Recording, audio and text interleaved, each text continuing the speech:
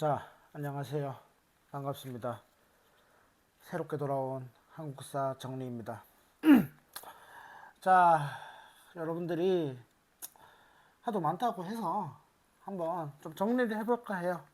우리 같이 배웠었던 내용들을 바탕으로 해서 간단하게 한번 정리 쭉 해볼 거고요. 나랑 같이 배웠었던 정리 다 해보고, 그러고 난 다음에 19페이지에 있는 빈칸 채우기 개념 정리해 볼 거야. 그래서 내가 아마 생각하기로는 영상이 아마 3개 정도 나올 것 같긴 한데, 그냥 영상 1개로 할 수도 있고 내 마음대로 할 겁니다. 요거 보시면서 복습 잘 해봤으면 좋겠습니다. 여기 지금 제목에다가 적어 놓은 것처럼 지금 1차 지필평가 대비 한국사 백지 정리 노트입니다. 우리 지금 나랑 같이 일본이 우리나라의 국권을 침탈하는 과정, 피탈하는 과정 순서대로 같이 배워봤잖아, 그치? 그거부터 시작을 해서 그런 거에 대한 저항을 하는 국권 수호 운동, 더 나아가서 애국 개몽 운동이나 항일 의병, 그리고 경제적 침탈이었었던 메가타일 화폐 정리 사업, 간도와 독도 문제, 국채 보상 운동까지 살펴볼 거고요. 그 다음에 마지막에 제일 최근에 우리 일제강점기 했잖아. 일본이 35년 동안 우리를 식민 지배했는데 그동안에 일본이 어떻게 우리를 어떤 방법으로 식민 통치했는지 하나씩 살펴볼 거고요. 마지막으로 1910년대 독립운동은 어떤 방식이었는지 살펴볼 겁니다. 요거 내가 다 설명해 드린 거긴 해. 설명 다 했어. 그럼에도 불구하고 한 번 더 찝어 드리도록 하겠습니다. 여러분들 공부하는데 힘들까봐 특별히 해주는 거야. 그러니까 영상을 보고 나서 지나가다가 나를 만나면은 뭐라고 해야겠어? 고맙다 해야겠지? 감사합니다 해야겠지? 감사하십시오. 보겠습니다. 자, 첫 번째입니다. 일본의 국권 피탈 과정입니다. 국권 피탈 과정.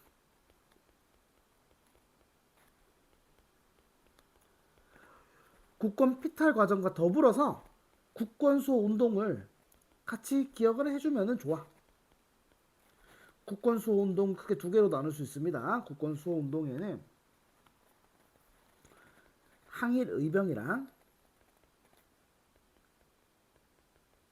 애국 개몽 운동이 있다. 이 애국 개몽 운동 요거 2개 같이 기억을 해주면 좋아. 순서대로 한번 보도록 하겠습니다. 원래는 수업 자체는 러일 전쟁부터 하긴 했는데 내가 애국 개몽 운동부터 한다고 했으니까 애국 개몽 운동의 시작점은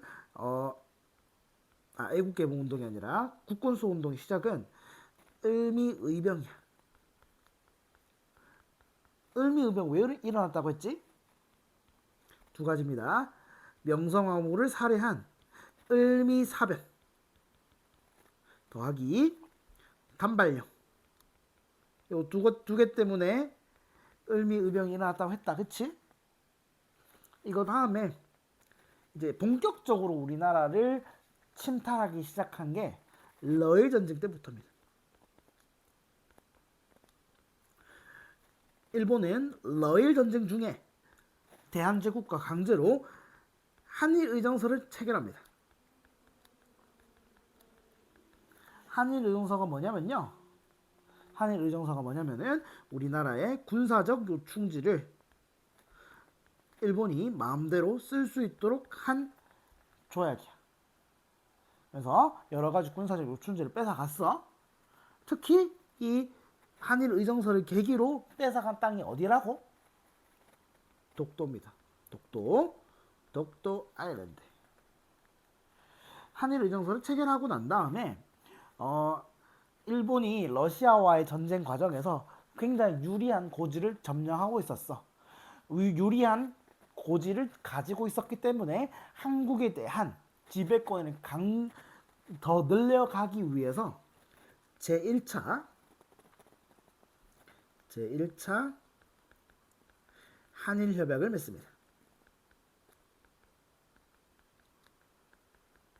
제1차 한일협약을 통해서 맺게 된 거는 대한제국이 일본이 추천한 고문들을 임명하도록 했습니다. 그래서 이걸로 고문 통치를 시작하게 됐다. 고문 통치로 등장한 사람이 누구다? 재정 고문으로는 메가타, 외교 고문으로는 스티븐스입니다.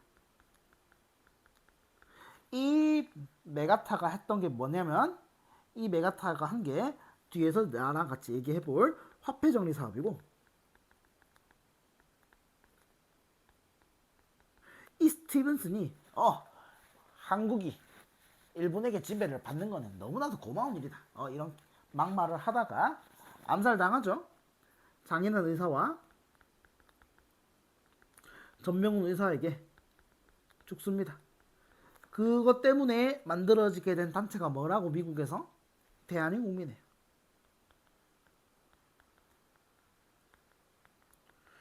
이런 식으로 역사적 사건들이 다 이제 다른 일들이 아니라 계속 연결이 되는 거야.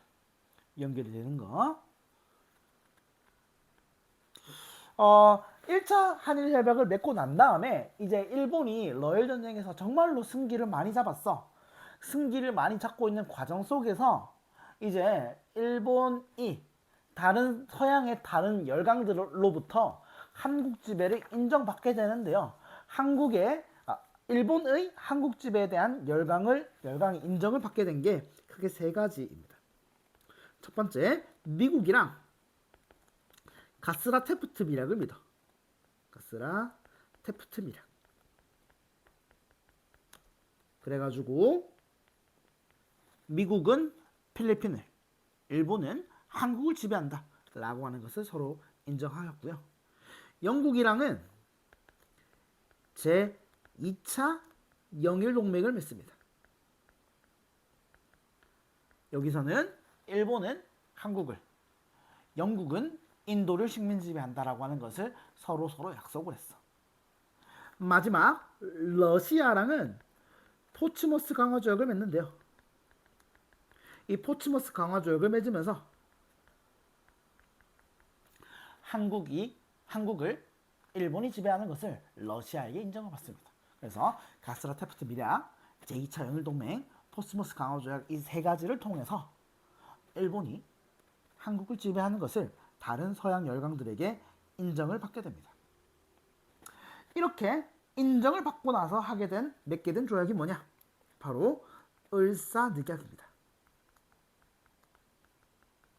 을사늑약이 뭐냐면 바로 우리나라 대한제국의 외교권을 박탈한 거야.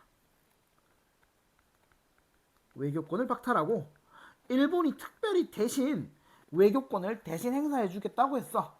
그 외교권을 대신 해준 곳이 바로 통감부였고, 그렇기 때문에 을사늑약으로 인해서 통감 통치가 시작되게 된 겁니다.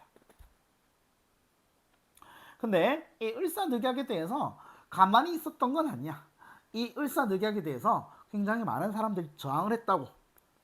어떤 저항이 있었냐면은 첫 번째, 기본적으로 을사늑약에 저항해서 을사의병이 일어났습니다.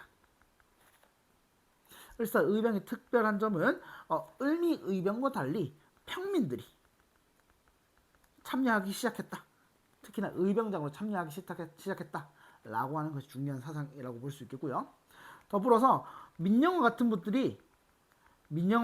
분들이 스스로 자결을 했어. 분에 이기지 못해서. 그리고 오저감사를 꾸미기도 했습니다. 이 을사늑약을 주도한 5명의 나쁜 놈들 죽여버리겠다고 한 거야.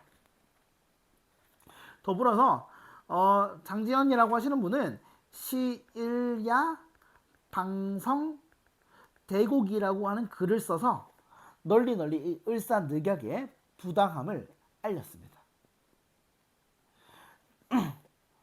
더불어서 고종은요, 을사늑약의 부당성을 전 세계로 알리기 위해서 헤이그 특사를 파견해요. 헤이그 특사를 파견합니다. 이준, 이상설, 이휘종, 특히나 이 이상설 같은 경우에는 뒤에 독립운동할 때 크게 영향을 미쳤다 했다. 헤이그 특사 파견. 그 다음에 이 을사늑약을 적극적으로 찬성한 스티븐슨을 저격했고요. 요 앞에서 요거 얘기했었다. 그 다음에 이 을사늑약을 가장 앞선에서 계획하고 모든 것을 주도한 이토 히로부미도 사살합니다. 그것이 바로 안중근 의사의 일이었어. 을사늑약. 을사늑약을 체결하고 난 다음에는 이제 일본이 완전 막갑니다. 완전 막가. 그리고 나서 또 했었던 일 중에 하나가 뭐냐면은 바로 메가타가 화폐 정리 사업을 합니다.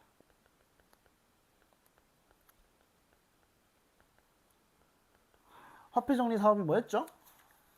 일본 애들이 한국 동전이 이제 쓸모없다라고 얘기를 하면서 그 한국 동전을 바꾼 거야. 한국 동전을 일본 제1은행에서 발행하는 지폐로 바꾼 거야. 그것 때문에 우리 경제가 완전 박살이 납니다. 그 다음에 이 을사늑약에 저항해서 고종이 헤이그 특사를 보냈는데 이 헤이그 특사 사건에 때문에 고종이 강제 퇴위를 당하게 되고요. 그 무렵에 맺게 된 조약이 뭐냐면은 바로 한일 신협약입니다.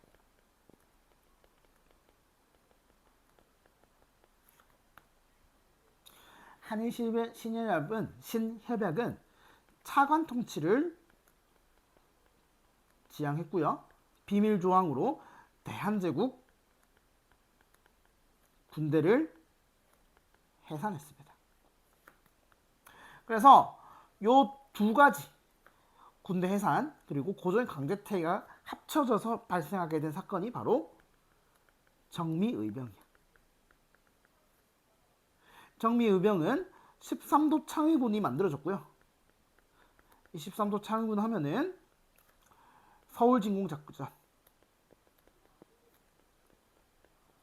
그리고 각국 영사관에 공문을 보내서 국제법상 교전단체로 인정받고자 했었다 라고 하는 것이 정미의병의 주된 특징이라고 볼 수 있겠습니다. 이 정미의병 이후에 또 계속 서울진공작전이 실패로 돌아가고 난 다음에도 의병 활동이 계속 진행되다 보니까요. 일본은 이 의병을 한반도에서 아예 뿌리째 없애려고 합니다. 그 사건이 바로 남한대토벌 작전입니다. 남한대토벌 작전.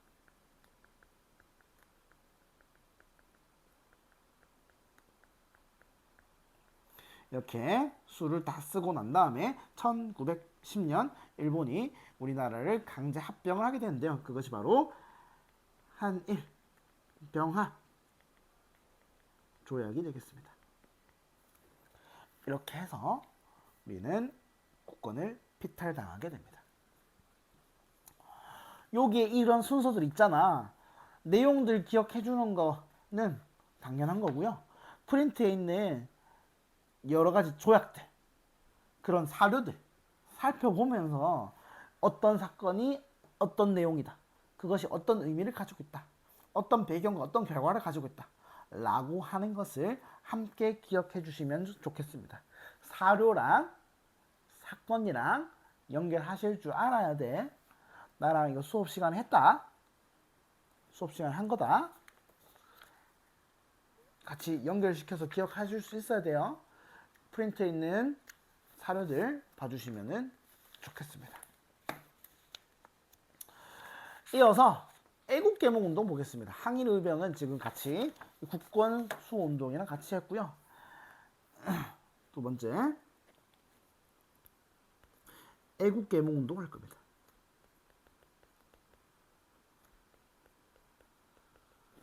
애국개몽운동은 쉽게 말해서 실력양성운동이라고 보면 돼.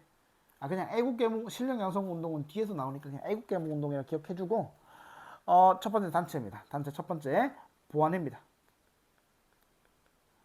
도안에는 일본이 요구한 일본의 황무지 개척권 요구를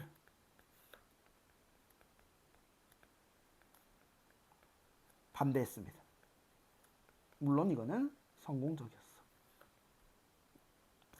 두 번째, 독립협회를 개성한 단체들이었는데요. 왜 이러니? 헌정연구회가 있었고요. 대한자강회가 있었습니다. 헌정연구회는 주로 의회제도, 헌법 수립 이런 정치적인 활동을 하다가 이거는 언제 없어졌다? 통감부 설치 직후 없어졌습니다.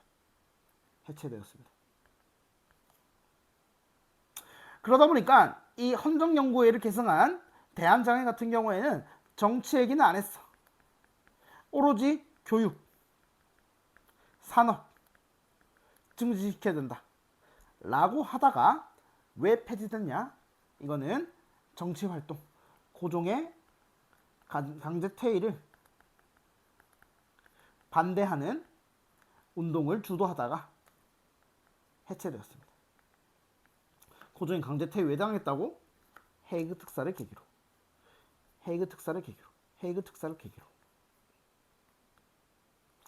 마지막 애국개몽운동 단체에서 가장 중요한 거 신민회입니다. 신민회는 어떻게 만들어졌냐면은 이들은 비밀결사 형태로 만들어졌고요. 이들은 공화정 체제를 만드는 것을 목표로 해서 만들어진 단체입니다. 주요 활동은 어떤 게 있었냐면요. 크게 두 가지입니다. 바로 실력 양성 운동과 해외 무장 독립 전쟁을 준비하는 그런 운동을 했습니다. 실력 양성 운동으로 주로 교육이랑 산업을 진흥했고요. 독립전쟁 운동을 준비하는 과정에서 만들어지게 된 것이 삼원부입니다. 신흥강습소를 만들었어요. 훗날 신흥무관학교로 바뀝니다. 이런 신민회가 해산되게 된 배경은 바로 105인 사건입니다. 일본이 조작한 105인 사건을 계기로 해서 신민회는 없어지고 만다. 내가 생각하는 것보다 쓱쓱쓱쓱 수업 진도가 나가는데. 자, 다음입니다. 애국개몽운동 했고 독도입니다. 독도와 간도입니다. 세 번째 독도와 간도. 기본적으로 독도랑 간도 위치 당연히 알겠지? 독도랑 간도 어떻게 돼 있다? 위치가 잘못됐다. 독도랑 간도 위치. 이렇게 한반도가 있으면은 대략 요맘때가 간도고 여기가 독도다. 오케이? 위치 알아야 돼. 위치가 기본이요. 오케이?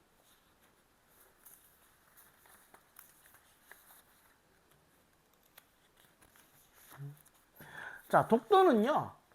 삼국 사기에서부터 해가지고 옛날부터 우리나라 땅이었다라는 걸 알고 있었고요. 내가 아마 프린트 11쪽에 독도 내용인데 신정국 동국 여지승남이라 적혀있는데 이거 오타입니다. 그냥 확인만 해주세요. 신정국 동국 여지승남인데 신정 동국 여지승남이야. 오타입니다. 죄송합니다. 오타가 너무 많아. 독도는 우리나라가 옛날부터 우리 땅이라고 인식하고 있었는데 우리나라만 독도가 우리 땅이라고 인식하고 있었던 건 아니야. 이미 일본도 독도가 한국 땅이라고 하는 걸 인정하고 있었어. 독도가 대한제국의 땅이다. 조선의 땅이다. 라고 인정을 했었던 게 뭐냐면은 태정관 지령입니다. 일본 메이지 정부는 태정관 지령을 내서 야, 독도 울릉도 한국 땅이니까 조선 땅이니까 거기서 얼쩡거리지 마. 뭐 이런 식의 뉘앙스로 적었고요. 그 다음에 대한제국 같은 경우에도 대한제국 제칙령 제41호를 통해서 독도가 대한제국의 땅임을 분명히 했습니다. 근데 왜 뺏겼죠? 한일의정서 때문에. 한일의정서를 계기로 해서 일본이 저근의 땅이라고 지금까지도 우기고 있는 겁니다.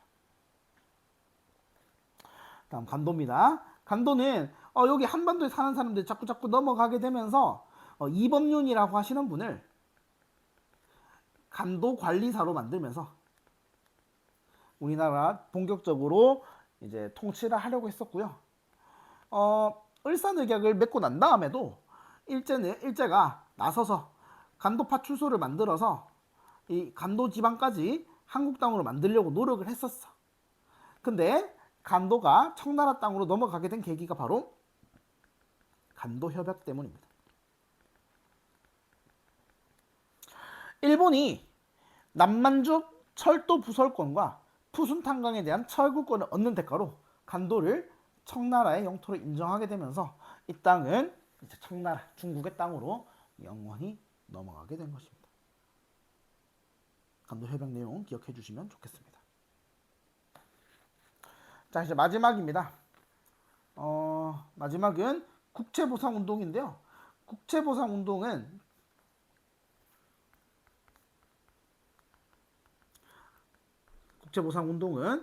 우리나라에 일본 애들이 자꾸 차관을 마구마구 도입했잖아.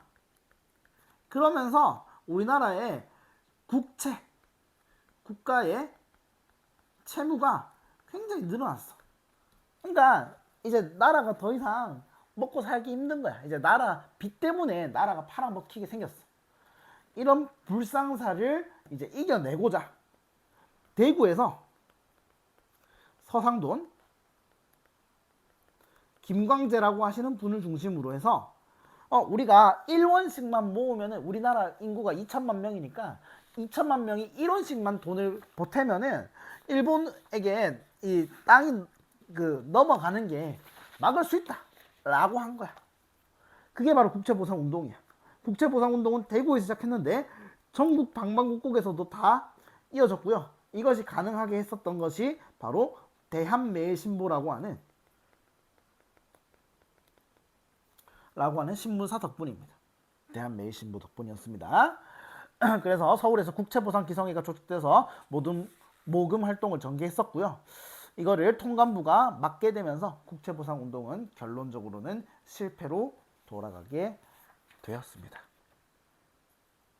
요것도 여러분들 프린트에 사료 같이 드렸으니까 사료 같이 봐주세요. 국채보상운동 대구에 시작했다. 서상돈과 김광재가 주도했다. 그리고 대한매일신보가 전국적으로 알렸다. 대한매일신보는 누가 만들었다? 양기탁이라고 하는 사람이 주도했고 영국인인 베델이라고 하시는 분이 주도해서 만들었다 라고 하는 것을 기억해 주시면 좋겠습니다. 생각보다 금방 하는 것 같아서 그대로 이어서 하겠습니다. 자, 일제강점기로 넘어오겠습니다. 다섯 번째 일제강점기입니다. 1910년대 일제의 통치 방식 뭐였죠? 무단통치입니다. 무단통치를 보여주는 것 세 가지입니다. 첫 번째, 헌병경찰제도. 헌병경찰이 나서서 보통 경찰의 업무까지 군인, 경찰인, 헌병이 나서서 했다고. 그러니까 얼마나 무서웠겠어. 이 헌병경찰제도를 보여주는 게 뭐가 있었냐면 조선태형령,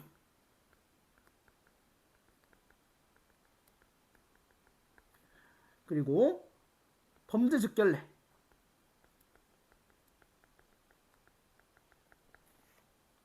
그리고 경찰범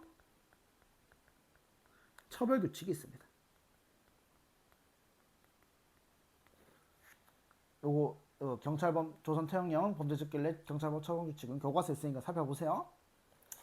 두 번째, 1910년대 회사령을 공포합니다. 회사령이란 반드시 회사를 설립하기 위해서는 조선 총독에게 허가를 얻어야 된다 라고 하는 것이 회사령이었습니다. 1910년대 무당 통치의 대표적인 경제정책이 바로 토지조사 사업이다. 토지조사 사업은 일본이 근대적 토지 소유권을 확립한다 이런 말도 안 되는 소리를 주장을 하면서 만들어지긴 했지만 실질적으로는 우리 나라를 식민 통치하기 위한 경제적인 기반을 마련하기 위해서 실시했었던 사업입니다.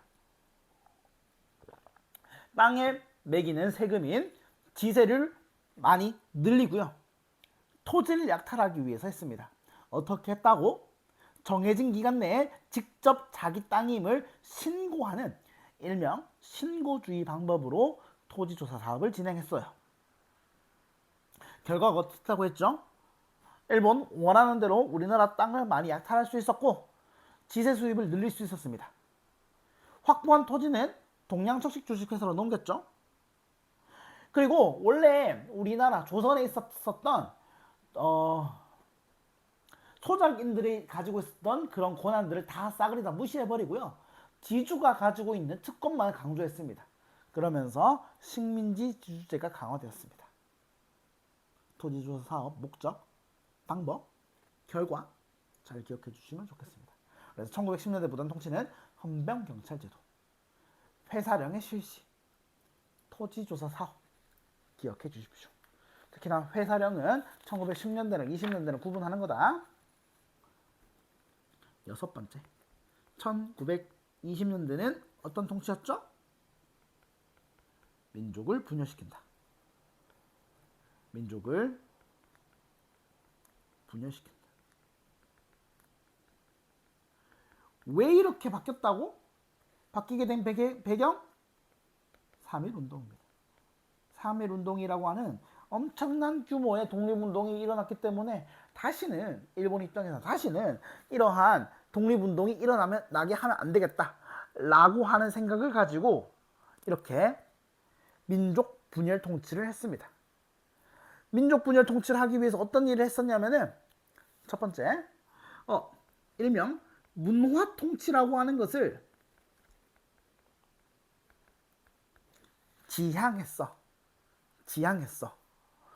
그러면서 이제 더 이상 군인만 총독이 될 수 있게 한 것이 아니라 문관도 총독이 될 수 있다 라고 바꿔놨어. 근데 실제로는 어땠다고 했죠? 한 번도 그런 적 없습니다. 35년 동안 한 번도 문관 총독이 임명된 적이 없었어. 그 다음에 자유도 허용한다고 했는데 그 신문기사 꺼멓게 칠해진 거 맞잖아. 실제로는 엄격한 검열로 그 신문의 자유도 억압을 했습니다. 언론의 자유도 억압을 했고요. 그 다음에 헌병경찰제도 바꿨어. 보통 경찰제로 바꿨거든. 근데 실상은 어땠다고? 오히려 3배 이상 증가시켰다고. 경찰의 수나 경찰 예산이나 모든 것들을 훨씬 더 경찰의 수를 늘리면서 그런 억압 오히려 더 늘려갔습니다. 오케이? 어떤 실상이 있었는지 문화 통치를 지향한다고 했지만 그 실상은 어땠는지 기억해 주시고 1920년대 민족 분열 통치를 보여주는 또 대표적인 법이 치안유지법입니다. 치안유지법. 그 다음에 우리 민족을 분열시킨다고 했잖아. 분열시키기 위해서 뭘 했다? 친일파를 양성했습니다. 자치권이나 참정권을 빌미로 삼아서 친일파를 양성하고자 했고요. 이거는 굉장히 성공적이어서 이거 덕분에 민족운동이 혼선을 얻게 되었습니다. 경제정책으로 넘어가서요. 1910년대 실시했었던 회사령은 20년이 되자마자 회사령을 폐지합니다. 왜? 일본 기업이 조금 더 쉽게 진출하려고. 더불어서 이때 관세도 폐지됩니다. 일본 제품을 본격적으로 팔아먹기 위한 작업이었어. 1910년대 대표적인 경제정책이 토지조사 사업이라면 1920년대 대표적인 경제정책은 산미증식계획입니다. 쌀을 늘리려고 했어. 왜? 일본이 먹고 살 쌀이 없었거든. 그래서 한국에서 그거를 약탈하려고 이런 계획을 세웠어. 산미증식계획에 가장 큰 공헌을 했었던 게 수리조합입니다. 수리조합. 그리고 뭐 농토를 개간했다. 종자를 일본인들이 좋아하는 쌀을 도입했다. 화학 자료를 비료를 사용했다. 결과 생산량이 늘었지만 그거보다 더 많은 양, 일본이 계획했던 양을 계속 가져갑니다. 그래서 실제로는 생산량 크게 안 늘었어. 그래프 봤잖아 그때. 근데 가져가는 거는 계속 많이 가져갔다. 그렇기 때문에 농민들의 부담이 크게 증가했습니다. 맨날 첫날 쌀 농사하는데 쌀은 못 먹고 잡곡을 먹었어. 그래서 다른 데로 이주하기도 했습니다. 쌀 농사 위주로 하다 보니까 쌀 가격 변동에 취약하게 되었고요. 농민들은 훨씬 더 살기 어려워지게 된 것입니다. 이것이 바로 산미 증식 계획이다. 다음 1910년대 마지막 1930에서 40년대 우리 민족을 아예 말살시켜버리겠다 하는 민족 말살 통치입니다. 여기서 이 말살이라고 하는 게 뭐 다 죽여버린다 이건 아니다 했다. 우리 한국인이 가지는 그런 정체성을 없애버리겠다고. 한국인이 가지고 있는 정체성을 없애버리고자 했었던 것이 바로 민족 말살 통치입니다. 왜 이런 민족 말살 통치를 했다고? 일본이 자꾸 전쟁을 엄청나게 많이 일으키는 거야. 그러다 보니까 앞서 했었던 이 민족 분열 통치가 굉장히 성공적이었었던, 특히 이 신일 방송이 굉장히 성공적이었음에도 불구하고 전쟁을 많이 하는 상황. 뭐 예를 들어서 만주사변이라던가 중일전쟁, 나아가서 태평양 전쟁이라고 하는 계속 전쟁 중이다 보니까 뭔가 새로운 통치 방법이 필요했어. 그래서 했었던 게 바로 민족 말살 통치입니다. 일제 민족 말살 통치는 크게 세 가지로 나눌 수 있어요. 첫 번째, 병참 기지화 정책. 두 번째, 황국 신민화 정책. 세 번째, 여러 자원들에 대한 수탈. 병참기지가 뭐라 했지? 일종의 보급기지로 만든다. 보급기지. 병참기지화를 통해서 우리 뭘 했냐면 바로 식민지 공업화를 했습니다. 이걸로 인해서 어떤 문제가 생겼다? 지역 간의 불균형이 발생했다. 왜? 지하 자원이 많은 북부지방, 오늘날의 북한 지방에만 공장을 많이 짓다 보니까 북한만 잘 살게 된 거야. 북한 지역만. 그래서 실제로 광복을 하고 나서 1970년 박정희가 집권하기 전까지는 오히려 북한이 더 잘 사는 모습을 보이는데, 그런 모습이 나오게 된 게 바로 이 당시의 식민지 공업화 때문이었어. 황국신민화는요, 말 그대로 일본 국민을 만든다라는 거야.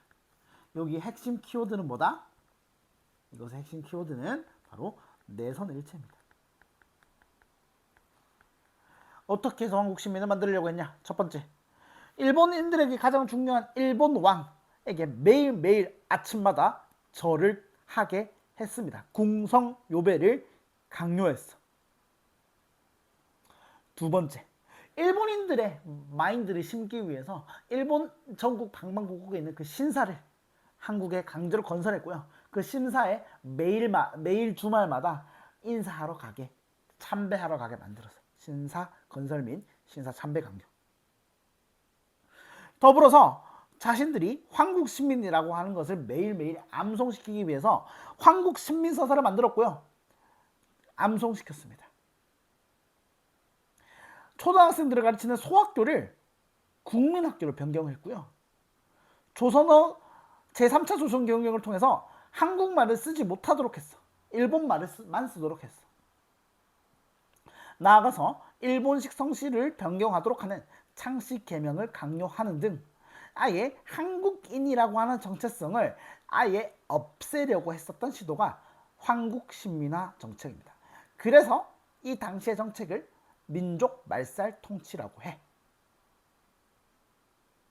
마지막, 이러한 작업을 토대로 우리 자원들을 수탈했는데 그것을 가능하게 했었던 법이 뭐다?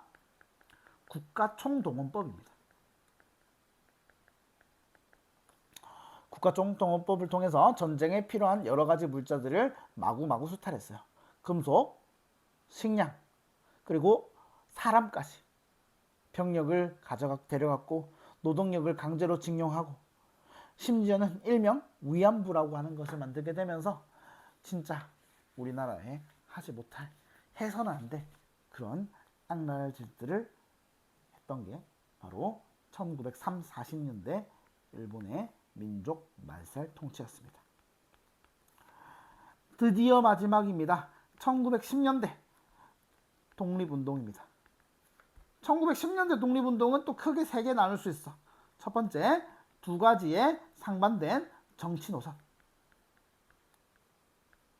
두 번째, 국내 비밀 결사 운동. 마지막으로 국외 독립운동,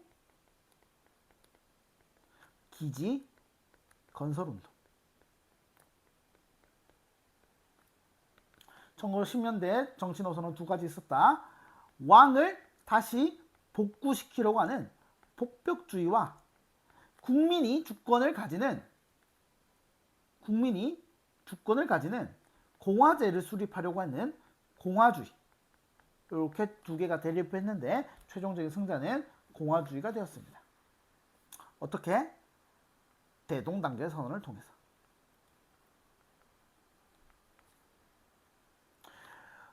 독립운동 국내에서는 비밀리에 결사운동을 할 수밖에 없었고요. 여기에 주요한 목표는 친일파 처단과 군자금 모집이 있었습니다.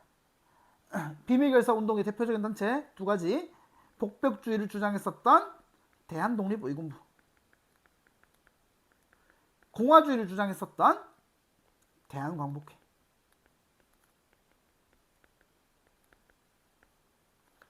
대한독립의군부, 복벽주의, 그리고 국권 반환 요구운동 2가지입니다. 대한광복회, 공화주의고요. 여기 누가 있었다 했지? 김저진 장군이 있었다 했지? 독립군 양성했고요.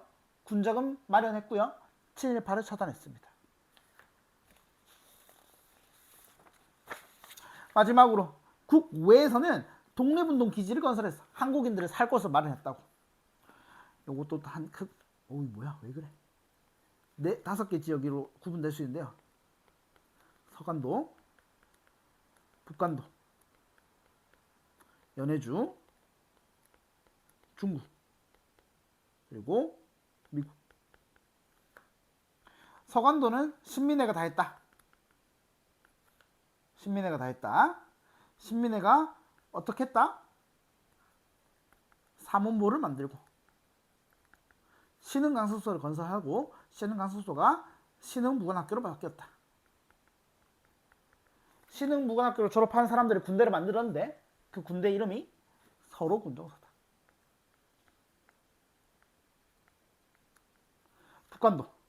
북간도는 서간도랑 다르게 우후죽순으로 모여 자연 발생적인 도시들이 많았고요. 여기서 주요한 단체는 중광단. 여기서 군대를 만들었는데 북로군정서였다. 연해주는요, 신안촌이라고 하는 쉽게 말해서 뉴 코리아 타운을 만들었고요. 대한 광복군 정부를 만들었습니다. 중국은 하나만 기억하면 된다 했다. 대동단계 선언을 만들었다. 신규식을 중심으로 대동단계 선언을 만들었고 그 덕분에 공화주의가 승리할 수 있었다. 미국 대한민국민회입니다. 대한민국민회. 언제 만들어졌다고? 스티븐스 저격 의거랑 관련했고요. 아, 글씨가 뭐 날라가네 지금. 마지막으로 하와이에서 박용만이 대조선 국민군단을 만들었다고 했습니다. 자, 여기까지가 시험 범위입니다.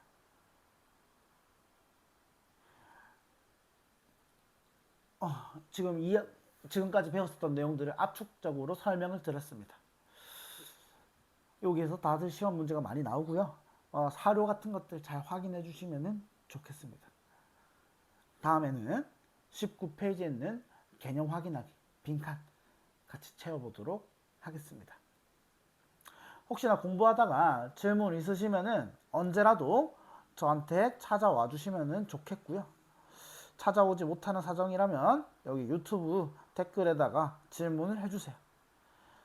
쓸데없는 질문 하면은 삭제하거나 무시할 거니까 그런 거 하지 말고 이 학습과 관련된 거, 공부와 관련된 거 질문 있으면 반드시 해주시면 감사하겠습니다. 오늘 여기까지 하겠습니다. 고생하셨습니다.